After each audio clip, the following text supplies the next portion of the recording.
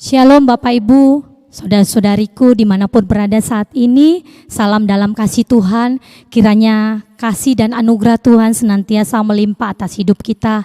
Mari sebelum kita mendengarkan kebenaran firman Tuhan, kita mau satukan hati kita di hadapan Tuhan, kita mau berdoa.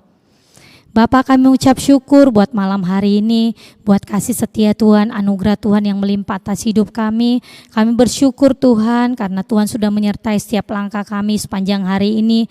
Kami boleh menyelesaikan setiap aktivitas kami Tuhan. Saatnya kami mau mendengarkan kebenaran firman-Mu Tuhan. Biarlah Tuhan Engkau melawat setiap kami lewat kebenaran firman-Mu. Bukakan rahasia kebenaran firman-Mu Tuhan. Sampaikan isi hati-Mu, ajar kami lewat firman-Mu. Nasihati kami, tegur kami lewat firman-Mu Tuhan. Terima kasih Bapa, terima kasih Roh Kudus. Kami siap mendengarkan kebenaran firman-Mu. Di dalam nama Tuhan Yesus kami berdoa, kami bersyukur. Haleluya. Amin. Puji nama Tuhan. Mari Bapak Ibu kita akan sama-sama belajar satu kebenaran firman Tuhan yang saya beri judul pokok anggur yang benar. Kita akan baca Yohanes 15 ayat yang pertama sampai ayat yang ke-8. Yohanes 15 ayat yang pertama sampai ayat yang ke-8. Demikian bunyi firman Tuhan. Akulah pokok anggur yang benar dan Bapakulah pengusahanya. Setiap ranting padaku yang tidak berbuah dipotongnya dan setiap ranting yang berbuah dibersihkannya supaya ia lebih banyak berbuah. Kamu memang sudah bersih karena firman yang telah kukatakan kepadamu. Tinggallah di dalam aku dan aku di dalam kamu. Sama seperti ranting tidak dapat berbuah dari dirinya sendiri kalau ia tidak tinggal pada pokok anggur.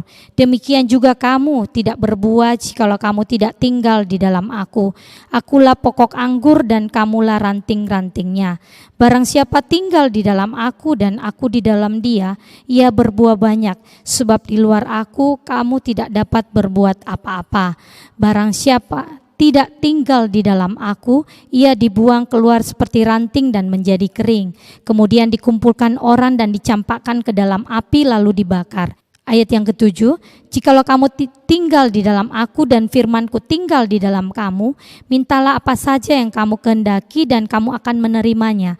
Dalam hal inilah Bapakku dipermuliakan, yaitu jikalau kamu berbuah banyak dan dengan demikian kamu adalah murid-muridku. Demikian bunyi firman Tuhan. Firman Tuhan ini mungkin sudah sering kali kita dengar, sudah banyak kali kita baca, tetapi mari malam hari ini kita akan sama-sama kembali merenungkan kebenaran firman Tuhan ini.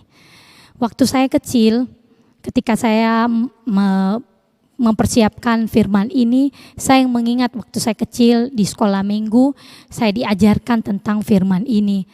Bahkan ada lagunya firman ini, bunyinya seperti ini. Yesus pokok dan kitalah carangnya, tinggallah di dalam dia.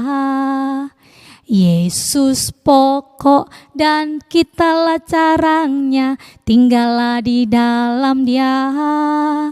Yesus pokok dan kitalah carangnya, tinggallah di dalam dia.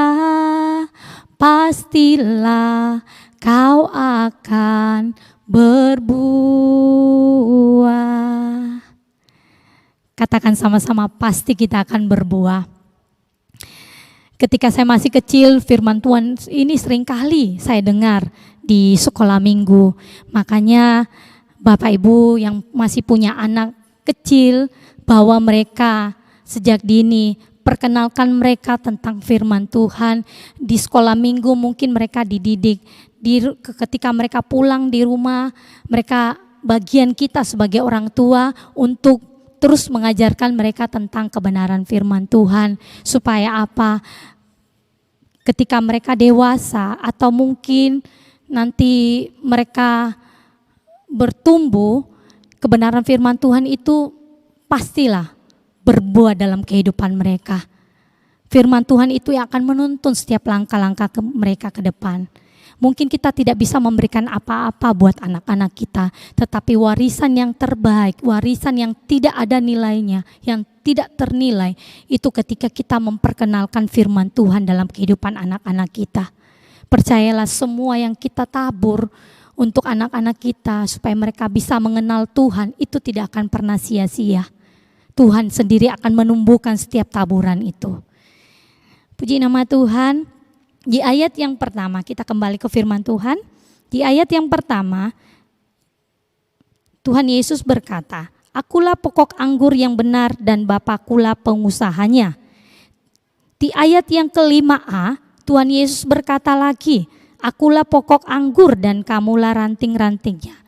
Dengan kata lain, Tuhan Yesus ingin menjelaskan kepada setiap kita bahwa Bapa itu adalah satu-satunya pengusaha atau satu-satunya pemilik pokok anggur. Jadi kalau seorang pemilik atau seorang pengusaha pastilah ingin melihat tanamannya itu menghasilkan buah. Buah yang baik, buah yang berkualitas yang bisa dinikmati oleh orang banyak. Itu Bapa kita. Ketika saya melihat ada saudara Yafet ada menanam satu pohon markisa di belakang gereja, katanya itu kan bibitnya dibawa dari Ngawi. Saya bertanya kepada Yafet, itu berapa lama dia menghasilkan buah? Jadi 6 tahun itu sudah menghasilkan buah katanya. Dan buahnya itu manis, makanya sampai bibitnya itu dibawa ke sini sama Yafet, ditanam di belakang gereja. Jadi kalau sudah berbuah, nanti kita akan nikmati bersama-sama. Buahnya itu memang manis. Ketika kami pelayanan di sana, kita disuguhkan markisa, enak rasanya. Jadi sabarlah menunggu sampai waktunya tiba, sampai kita bisa menikmati buahnya. Di ayat yang ke-5a, di situ dikatakan, "Akulah pokok anggur dan kamulah ranting-rantingnya." Yesus berkata bahwa dia adalah pokok dan kita ini ranting. Pokok dan ranting itu tidak bisa dipisahkan. Karena apa? Karena ranting itu mendapat asupan makanan itu dari pokoknya. Ranting itu mendapat air itu dari pokoknya. Jadi kalau ranting itu terpisah dari pokoknya, ranting itu bakalan mati. Jadi ini menggambarkan suatu simbol, suatu hubungan yang erat antara Yesus dan kita. Itu yang Yesus ingin sampaikan kepada setiap kita malam hari ini. Jangan sampai hidup kita itu terpisah daripada Yesus. Jangan sampai hidup kita itu jauh daripada Yesus. Karena firman Tuhan berkata bahwa di luar Yesus kita itu tidak bisa berbuat apa-apa. Jadi mari kalau kita rasa hubungan kita dengan Tuhan itu mulai jauh, mari kembali kita bangun hubungan kita dengan Tuhan. Kita berbalik kembali kepada Tuhan. Datang kepada Tuhan. Setiap pagi mungkin sebelum kita melakukan aktivitas kita utamakan Tuhan lebih dahulu. Senangkan hati Tuhan, cari Tuhan. Selagi masih ada waktu, kata firman Tuhan. Senangkan hati Tuhan, puji Dia, sembah Dia, renungkan kebenaran firman Tuhan. Supaya apa? Ketika kita mengutamakan Tuhan, percayalah, apapun yang kita usahakan mungkin sepanjang hari itu, apapun yang kita kerjakan, Tuhan itu akan memberkatinya. Jadi mari kita utamakan Tuhan dalam kehidupan kita. Zaman dulu di perjanjian lama, itu bangsa Israel dilambangkan sebagai pokok anggur. Bapak Ibu bisa baca di Hosea pasal yang ke-10. Tetapi buah yang dihasilkan oleh bangsa Israel tidak sesuai dengan kehendak Tuhan. Karena apa? Karena mereka masih mengikuti keinginan daging mereka sendiri, mengikuti hawa nafsu mereka sendiri, hidup dalam persungutan, hidup dalam penyembahan berhala, sehingga banyak di antara mereka yang dibinasakan oleh Tuhan. Jadi sekarang Tuhan itu Tuhan yang sangat mengasihi kita. Dia tidak mau hidup kita itu binasa. Makanya Dia mengingatkan kepada setiap kita, punya hubungan yang kuat dengan Dia. Bangun hubungan kita dengan Tuhan. Jadi mari utamakan Tuhan lebih dahulu. Cari perkenanan Tuhan dalam kehidupan kita setiap hari. Di ayat yang kedua, di situ dijelaskan, ayat yang kedua berkata seperti ini, "Setiap ranting padaku yang tidak berbuah dipotongnya, dan setiap ranting yang berbuah dibersihkannya, supaya ia lebih banyak berbuah." Ayat kedua di sini dijelaskan ada 2 jenis ranting. Jadi ranting yang berbuah dengan ranting yang tidak berbuah. Jadi persamaannya sama-sama ranting, sama-sama mendapat makanan, mendapat air, sama-sama dikasih pupuk, mungkin sama-sama juga terima sinar matahari. Tetapi yang menjadi perbedaannya adalah ada ranting yang itu menghasilkan, yang bertumbuh, yang menghasilkan buah. Tetapi ada ranting yang tidak berbuah. Ini menggambarkan kehidupan kita sebagai orang yang percaya kepada Tuhan. Kadang kita ke gereja, sama-sama ke gereja, sama-sama memuji Tuhan, menyembah Tuhan, mendengarkan kebenaran firman Tuhan. Tetapi kadang kita melihat ada yang hidupnya mengalami perubahan, sedangkan ada yang tidak mengalami perubahan, biasa-biasa saja. Mereka datang biasa, mereka pulang juga biasa, tidak merasakan apa-apa ketika mereka datang kepada Tuhan.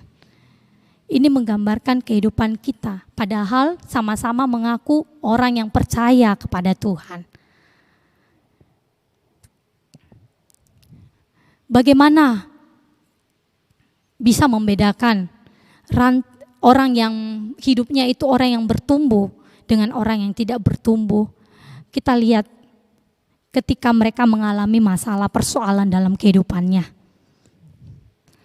Ketika mereka mengalami masalah persoalan yang bertumbuh, itu menganggap masalah itu biasa. Mereka percaya bahwa kalau dulu Tuhan pernah tolong saya, hari ini pun Tuhan sanggup menolong saya. Ketika mereka mengalami sakit penyakit, respon mereka, sikap mereka tetap biasa. Mereka tetap percaya bahwa Tuhan itu sanggup menyembuhkan mereka. Bagi Tuhan tidak ada yang mustahil. Itu kalau orang yang bertumbuh. Tetapi orang yang tidak bertumbuh, ketika mereka mendengarkan kebenaran firman Tuhan, ada suatu penolakan dalam hatinya. Ketika mereka mengalami masalah dalam hidup mereka seringkali menyalahkan Tuhan. Mereka tidak percaya lagi, oh Tuhan itu mungkin tidak ada, Tuhan itu mungkin benci sama saya, atau mungkin saya terlalu banyak dosa sampai Tuhan tidak menolong saya. Jadi pikirannya itu negatif, responnya itu negatif terhadap Tuhan. Bahkan mungkin bisa menyalahkan orang-orang yang ada di sekitarnya. Karakter lamanya muncul kembali. Mengalami masalah, bukannya duduk diam tenang, tapi responnya marah, mungkin bisa maki. Ketika melihat orang yang lebih berhasil dari dia, iri hati muncul. Ketika melihat orang diangkat Tuhan, dia yang sakit hati. Jadi itulah gambaran kehidupan orang yang tidak mengalami pertumbuhan rohani. Jadi selalu berpikir negatif. Kebenaran firman Tuhan yang ditabur itu tidak bisa bertumbuh dalam kehidupannya.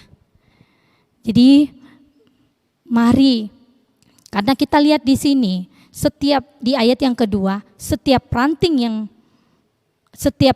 padaku yang tidak berbuah itu dipotong. Tetapi setiap ranting yang berbuah itu dibersihkan. Kalau dibersihkan itu saya rasa tidak enak, pasti sakit. Terkadang Tuhan izinkan setiap masalah, mungkin sakit penyakit, ataupun persoalan itu terjadi dalam kehidupan kita. Untuk apa? Supaya untuk membersihkan kehidupan kita, supaya kita hidup kita itu semakin bergantung sama Tuhan. Kita semakin berharap sama Tuhan. Jadi ketika proses itu kita lalui memang tidak enak rasanya, menyakitkan. Karena ada bagian-bagian yang mungkin akan dikorek, akan dicungkil, itu akan terasa sakit. Tetapi percayalah, Tuhan itu mengasihi setiap kita, itu semua untuk kebaikan kita.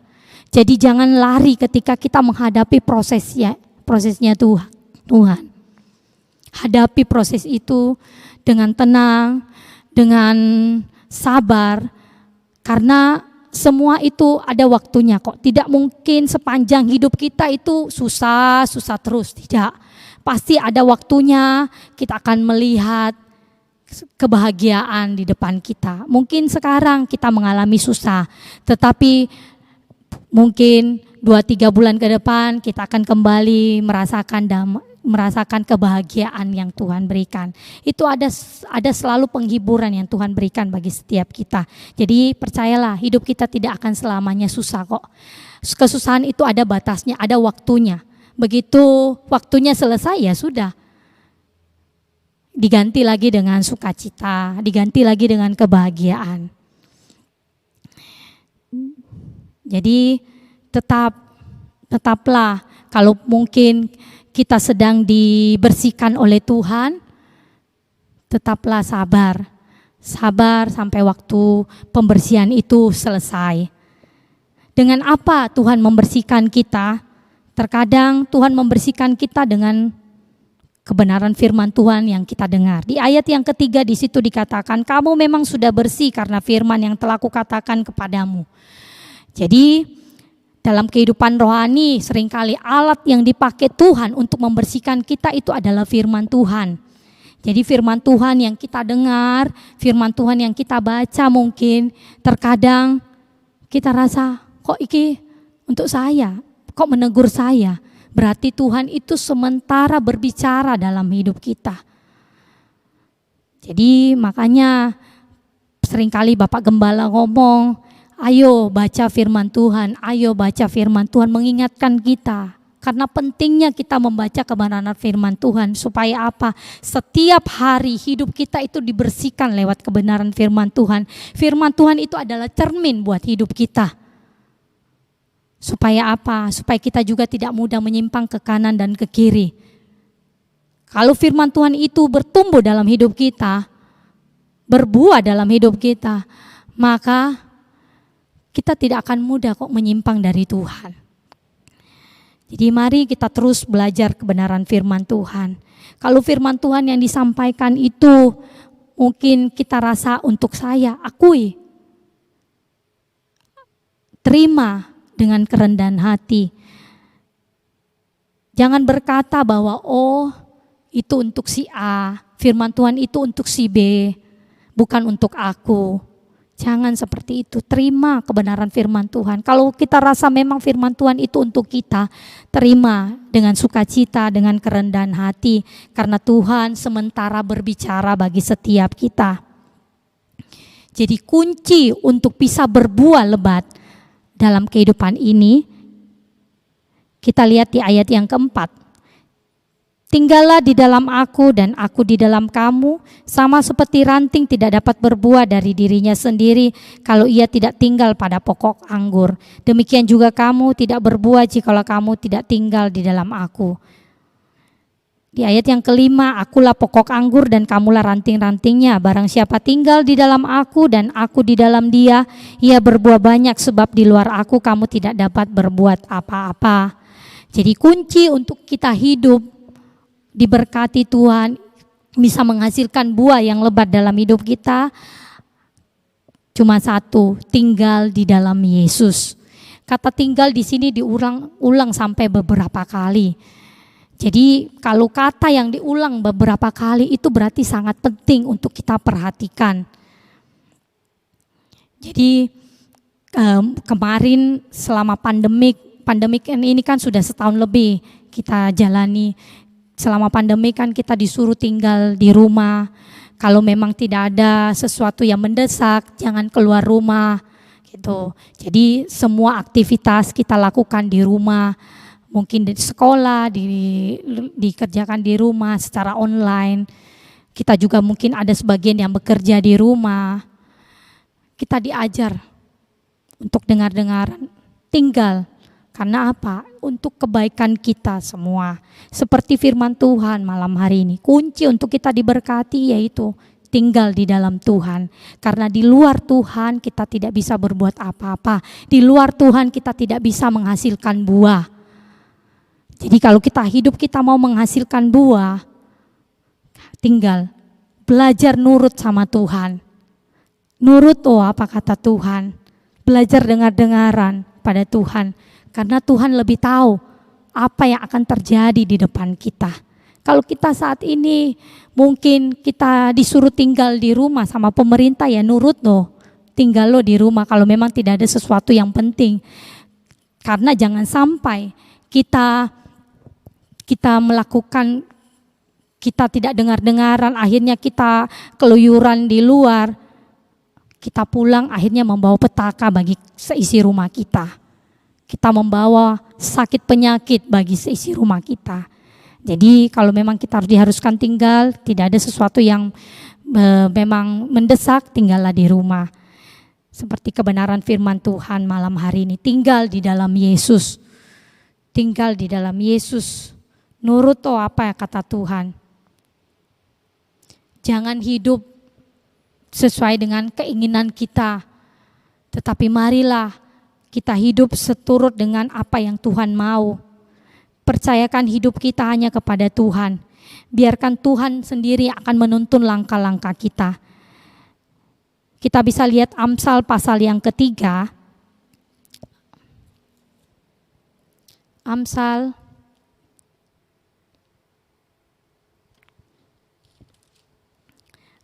yang ketiga ayat yang kelima sampai yang keenam berbunyi seperti ini. Percayalah kepada Tuhan dengan segenap hatimu dan janganlah bersandar kepada pengertianmu sendiri. Akuilah Dia dalam segala lakumu, maka Ia akan meluruskan jalanmu. Jadi Bapak Ibu yang Tuhan Yesus kasihi, kalau kita mau menerima kemenangan demi kemenangan setiap hari, lakukan kebenaran firman Tuhan, biarlah hidup kita tinggal di dalam firman Tuhan. Dan biarlah Yesus itu ada dalam kehidupan kita.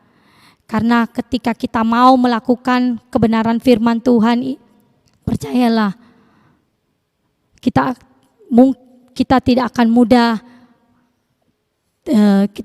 mudah menyimpang kok dari kebenaran firman Tuhan, asalkan kita mau dipimpin oleh Tuhan sendiri. Janji Tuhan bagi setiap kita yang mau tinggal di dalam Dia, yang mau nurut apa kata Tuhan, itu kita bisa lihat di ayat yang ke-7. Ayat ke-7 masih dalam Yohanes 15 ayat yang ke-7 berkata, "Jikalau kamu tinggal di dalam aku dan firmanku tinggal di dalam kamu, mintalah apa saja yang kamu kehendaki dan kamu akan menerimanya."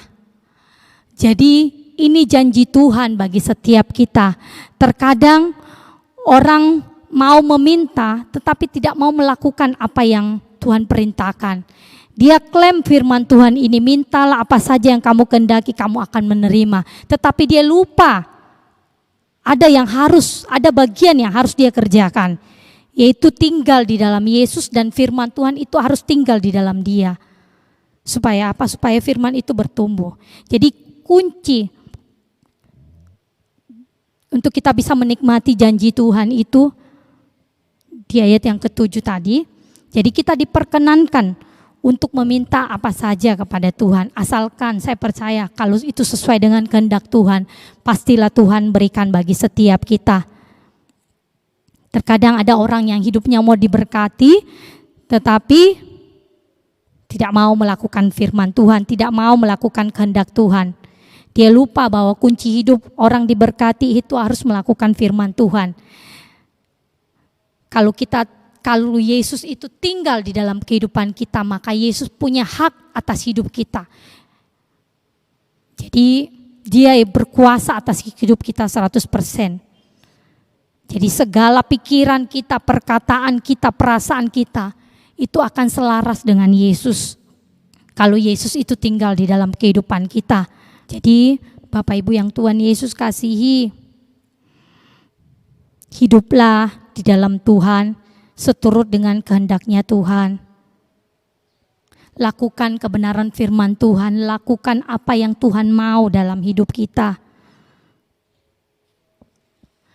Belajar menghidupi kebenaran firman Tuhan setiap hari. Memang tidak mudah, tetapi percayalah ketika firman Tuhan itu hidup dalam hidup kita, firman Tuhan itu yang akan menuntun setiap langkah-langkah kita. Jangan seperti orang Farisi atau orang ahli Taurat. Mereka tahu firman Tuhan tetapi mereka tidak mau melakukannya. Kita adalah orang-orang yang mengasihi Tuhan. Kalau kita berkata kita mengasihi Tuhan, mari kita melakukan apa yang Tuhan perintahkan. Tuhan itu bukan Tuhan yang kejam kok. Tuhan itu bukan Tuhan yang seenaknya menghukum kita kalau kita bersalah. Dia bukan Tuhan seperti itu. Tetapi dia Tuhan itu yang penuh kasih. Dia mengasihi kita dan dia tidak mau hidup kita itu binasa. Dia juga bukan Tuhan yang gampangan. Asal kita minta terus dia berikan pada kita, tidak. Kalau memang itu sesuai dengan kehendak Tuhan, percayalah kita akan menerimanya. Tetapi kalau Tuhan berkata bahwa jangan, tunggu ada waktunya, sabar saja menantikan apa yang Tuhan, sampai kita menerima janji itu tergenapi dalam setiap kehidupan kita.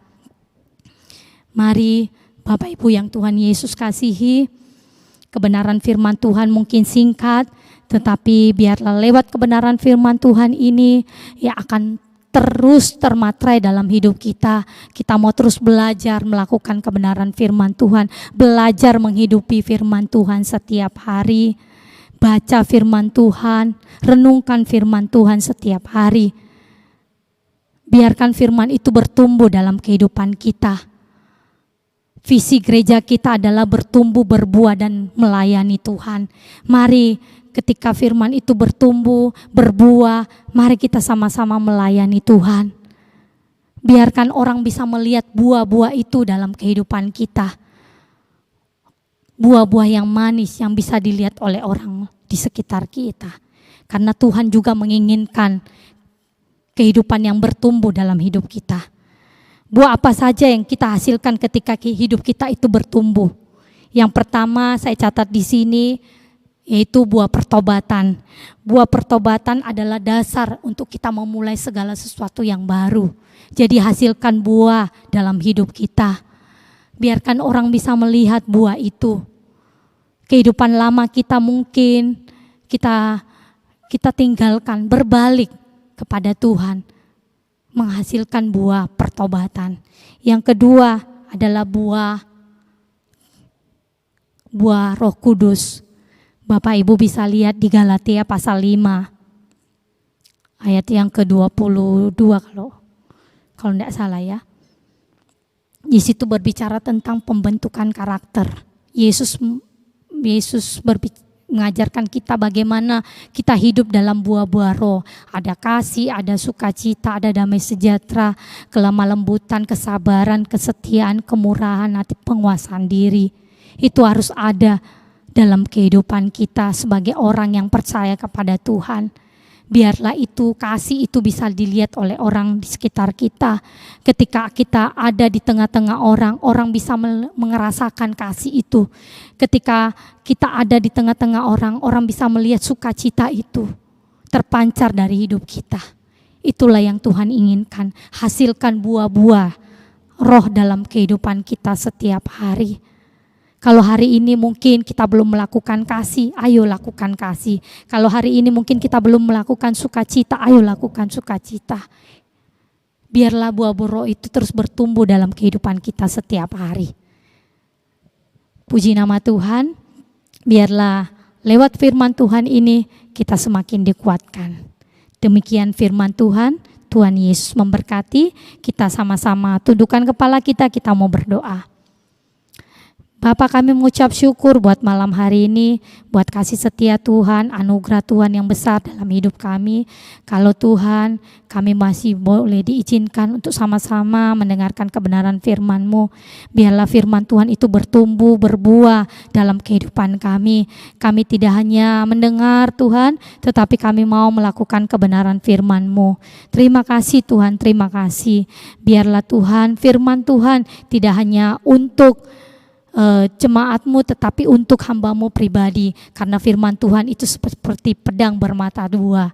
Kami percaya Tuhan, firman Tuhan yang kami dengar malam hari ini itu sangat memberkati kami, mengubahkan hidup kami untuk semakin lebih baik lagi di hadapan Tuhan. Terima kasih Tuhan, terima kasih Roh Kudus. Kami tak lupa berdoa buat gereja-Mu di tempat ini Tuhan. Biarlah Engkau terus memberkati gereja-Mu GAB Miracle Center dengan segala program yang ada Tuhan, kegiatan-kegiatan ibadah yang kami langsungkan baik secara online maupun onsite Tuhan. Biarlah Engkau sendiri yang memberkati setiap kami yang terlibat, yang mengambil bagian Tuhan dalam melayani Tuhan. Biarlah Tuhan turunlah pengurapan-Mu atas kehidupan kami, memberkati Tuhan Bapak Gembala kami sekeluarga Tuhan, wakilnya Tuhan Bapak Sandy sekeluarga, Pak Budi sekeluarga Tuhan. Engkau memberkati mereka semua Tuhan. Berkati juga hamba-Mu Bapak Saputra Tuhan. Biarlah Tuhan kasih setia Tuhan, anugerah Tuhan senantiasa melimpah dalam kehidupan mereka. Biarlah mereka boleh memimpin gereja Tuhan di tempat ini dengan penuh hikmat yang daripada Engkau. Terima kasih Bapa. Berkati juga Tuhan seluruh sidang jemaat-Mu dimanapun mereka berada saat ini, apapun keadaan mereka Tuhan. Biarlah Tuhan Yesus Engkau ajar mereka untuk senantiasa terus bergantung, berharap hanya kepadamu Tuhan. Percaya bahwa segala sesuatu yang mereka kerjakan biarlah mereka mengutamakan Tuhan lebih dahulu. Terima kasih Tuhan, terima kasih. Bangsa dan negara kami Indonesia kami serahkan ke dalam tangan Tuhan. Biarlah Tuhan Engkau yang terus memberkati, Engkau yang terus memulihkan keadaan bangsa kami. Terima kasih Bapa, terima kasih Roh Kudus.